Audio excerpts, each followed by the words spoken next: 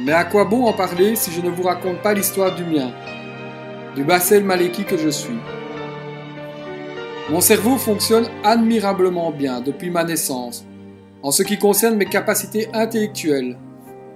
Mais cela, il a fallu quelques années, un peu de chance, des gens formidables autour de moi qui ne se sont pas arrêtés à mes difficultés physiques. Voici l'histoire extraordinaire d'un cerveau emmuré qui fut délivré.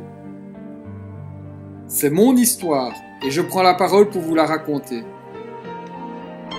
Lorsque j'étais en Syrie, ma vie se passait à regarder les autres enfants, à les écouter parler, à travailler avec mes pieds sur le sable et m'exercer pour être le plus habile possible avec mes orteils.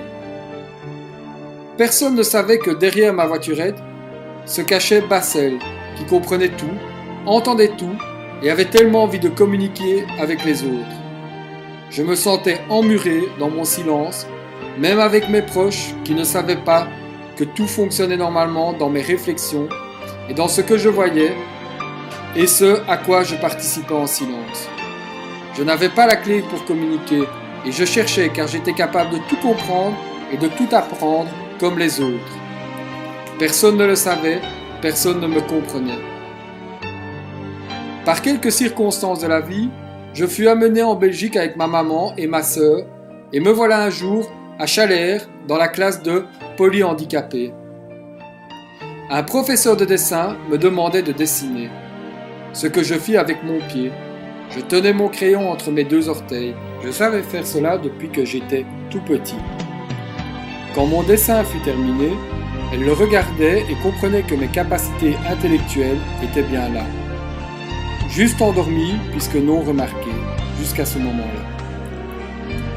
Je changeais tout de suite de classe et en un an, j'apprenais le français et très vite la lecture et l'écriture par l'informatique. Aujourd'hui, je suis un champion pour réparer les ordinateurs, installer les programmes. Je communique grâce à l'informatique et plus spécialement le Mindexpress. C'est un moyen de communication, mais j'ai plus d'un tour dans mon sac pour communiquer avec vous.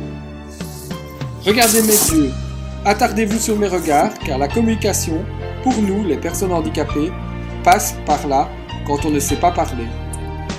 Regardez aussi mon visage, mes sourires, mes mimiques. Elles en disent parfois bien plus long qu'une ou plusieurs phrases. Et surtout, méfiez-vous des apparences. Si vous voyez une personne en voiturette qui ne parle pas, parlez-lui avec le cœur.